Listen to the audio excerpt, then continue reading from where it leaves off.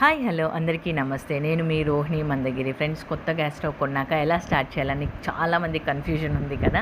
ఆ confusion clear చేయడానికి నేను ఈ వీడియో చేస్తున్నాను. ఫ్రెండ్స్, ఫస్ట్ స్టవ్‌కి పసుపు రాసి బొట్టులు పెట్టుకొని ప్రతి బర్నర్‌కి డీటెయిల్డ్‌గా బొట్టులు పెట్టేసేసుకొని, తర్వాత పూలు పెట్టుకొని బర్నర్స్‌కి అన్నిటికి, ఎందుకంటే గ్యాస్ స్టవ్‌ని మనం అమ్మవారుగా భావిస్తాం కాబట్టి. తర్వాత ఒక కొత్త గిన్నె తీసుకొని ఆ గిన్నెకి కూడా పూజ చేసుకొని అందులో పాలు పోసుకొని, ఆ పాలు బాగా మరిగాక పొయ్యి మీద పొంగే విధంగా, ఇక్కడ చూసినట్టయితే మీరు ఎలా పొంగుతున్నాయో ఆ విధంగా పొంగాలి ఫ్రెండ్స్. ఆ పాలతోనే నేను తర్వాత పొంగలి పెట్టాను. పొంగలి అంటే పాయసం పెట్టాను ఫ్రెండ్స్. ఆ పాయసంలో నేను జాగ్రీ క్యూబ్స్ వాడాను.